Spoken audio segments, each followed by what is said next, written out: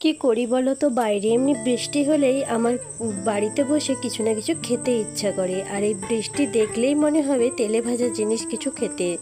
তো তার জন্যই ফ্রিজে কিছুটা চিকেন ছিল, তো ভাবলাম একটু চিকেন পকোড়া বানিয়ে চায়ের সাথে খাই। তো তার জন্য যেমনি ভাবা তেমনি কাজ, চলে এলাম চিকেন পকোড়া বানাতে।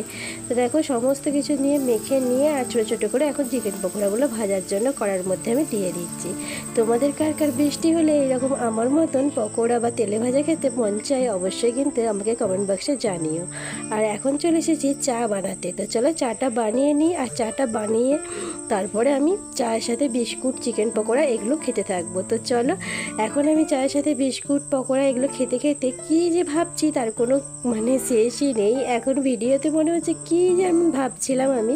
তো চলো চাটা খেয়ে ড্রেস চেঞ্জ করে এখন চলে এসেছি চুলটাকে ঠিকঠাক করে নিতে, কারণ চুল একদম অগোছালো থাকলে একদমই দেখতে বাজে লাগে। তো তার জন্য চুলটার সামনেটা একটু চিরুনি করে আর কাংড়া ক্লিপ দিয়ে আটকে নিলাম। তো চলো এখন ঢং করতে করতে ভিডিওটা শেষ করে দিলাম। ভালো থেকো, টাটা।